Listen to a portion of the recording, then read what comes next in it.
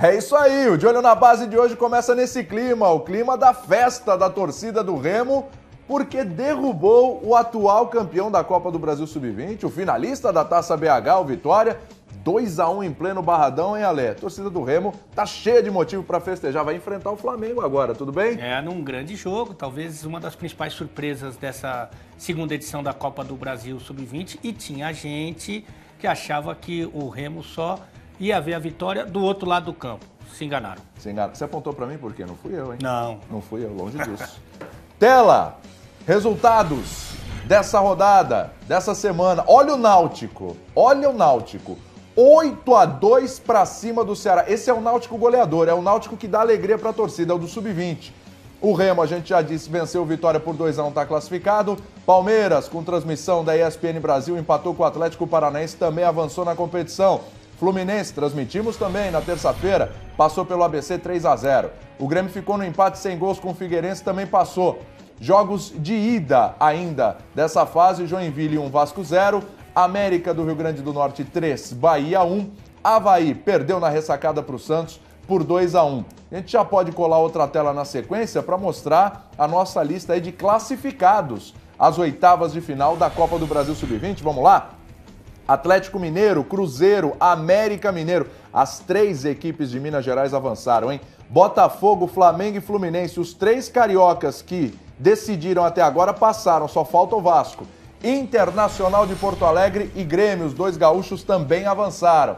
Paraná, Criciúma, Remo, Náutico e o Palmeiras é o único paulista. Possibilidade ainda para o Santos na semana que vem. Mas que fase das equipes mineiras, hein? 3 equipes disputaram essa fase e as 3 avançaram. E não é de hoje, né, William, que essas equipes de Minas estão fazendo um bom trabalho nas categorias de base. O Atlético Mineiro foi o finalista da primeira edição da Copa do Brasil Sub-20, decidiu e perdeu para o Vitória a grande final e eliminou o Goiás, que é o atual vice-campeão da Copa São Paulo Juniores, em apenas um jogo. Então, um desempenho muito forte, muito importante. O Cruzeiro é o atual campeão brasileiro, ganhou esse título no ano passado e também eliminou o jogo de volta contra o Atlético Goianiense. O América foi campeão brasileiro em 2010 e também consegue avançar para as oitavas de final dessa edição da Copa do Brasil. Nada é por acaso. Agora, você tem dúvida de qual foi o time da rodada? Te deu muito trabalho pensar qual foi o time da rodada? Não, nenhum trabalho, né? O Náutico, ele consegue não só uma goleada histórica, a maior da história da Copa do Brasil até agora, como também foi o confronto em que, no agregado, tivemos mais gols marcados, né? Foram 14 gols, 10-4 no placar combinado e acaba sendo o grande destaque dessa rodada. Quem faz 10 gols em 2 jogos, o caso do Náutico, obviamente deve ter o artilheiro da competição e tem o João Paulo. E o João Paulo é o cara da rodada, porque só nesse jogo foi um hat-trick. Foram 3 gols, os 3 primeiros, e por isso ele é o artilheiro da rodada, sim. Muito bem. E olha, rapaz, quero saber o seguinte, o João Paulo fez 3, só que o gol mais bonito não foi dele, né? Não, o Matheus do Fluminense, na vitória por 3-0 contra o ABC, marcou um segundo gol maravilhoso, né? Ele foi o destaque do jogo também, até porque sofreu o pênalti que resultou no terceiro gol do tricolor carioca, mas o segundo gol dele foi uma pintura, né? Maravilhoso, ainda beliscou a trave antes de entrar. Belo gol mesmo. A gente tá falando de ataque, né? De atacantes, enfim. Vamos recuar um pouquinho, vamos lá para a defesa, vamos sim. Porque na defesa vem a grande comparação de hoje no De Olho na Base. É o Ervin, capitão do Atlético Paranaense, zagueirão, não teve uma boa noite contra o Palmeiras. Quem que ele parece, olha? Roque Balboa teve alguns adversários importantes, poderosos. O principal deles, talvez, o russo Drago. E é com quem o Ervin se parece. Mas o Ervin mais apanhou do que bateu nessa.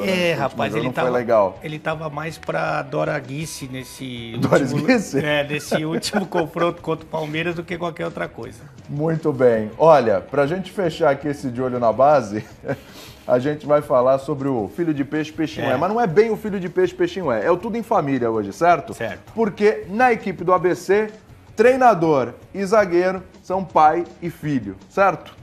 O Marquinhos e o Vinícius. Nesse caso foi uma parceria que não deu tão certo, né? Porque o Vinícius acabou vacilando ali num dos gols do Fluminense, que é marcador, né? Zagueiro, e tem que se virar bem na bola alçada.